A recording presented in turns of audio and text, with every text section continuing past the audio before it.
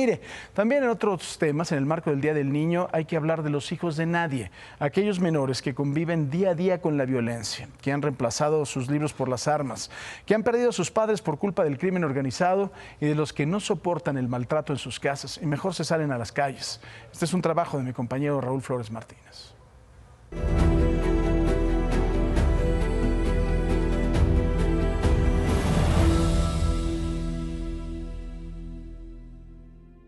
En México, 38.3 millones de niñas, niños y adolescentes de 0 a 17 años conviven diariamente con organizaciones criminales que los utilizan como informantes, halcones, vendedores de droga, logística y sicariato. Otros más conviven con todo tipo de violencia.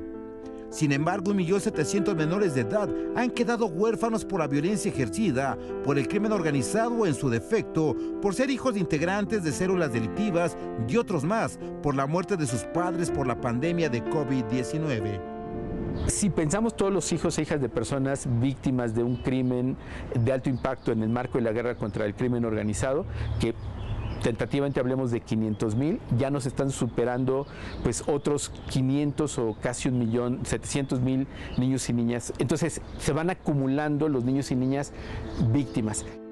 Hasta el momento no hay cifras exactas de los huérfanos en México. El Instituto Nacional de Estadística y Geografía habla de 30,000 huérfanos, mientras instancias internacionales hablan de 1.700.000. Lo cierto es que con la muerte o encarcelamiento de los padres, las abuelas o los tíos son los encargados del cuidado de los menores. Otros van a los orfanatos. La mayoría de ellos pues tienen que hacerse cargo, ya sea víctimas, familiares, como por ejemplo las abuelas, los tíos, o en su caso, si no hay ningún familiar, pues tienen que irse a las casas hogar o en su defecto a las instituciones del DIF, que son muy pocas, pero bueno, y ya como tú dices, ¿no? Ya en un escenario bastante fuerte, pues crecer en las calles, crecer en los barrios.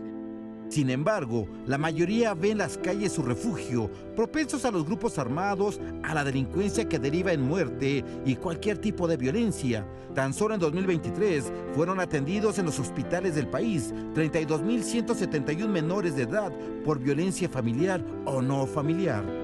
Vamos a encontrar niños que se unen a grupos armados, tanto del crimen organizado como niños que se unen a grupos armados de guerrillas de sus propias comunidades, ¿no? Tratando de buscar que esta salvaguarda familiar, que tener en consideración eso, los niños necesitan crecer en una comunidad en salvaguarda. Si no encontramos estos elementos, pues entonces los niños lo buscarán de alguna manera, ya sea en colectividades dentro de estos sistemas, ¿no? Jurídicos adecuados o de estos sistemas delincuenciales. De acuerdo con las leyes mexicanas, el Estado debe de hacerse cargo de la salvaguarda de los infantes ante la pérdida de los padres. Sin embargo, con los cierres de los albergues de las fiscalías y la falta de apoyo a los albergues de las asociaciones de la sociedad civil, esto no se cumple en su totalidad.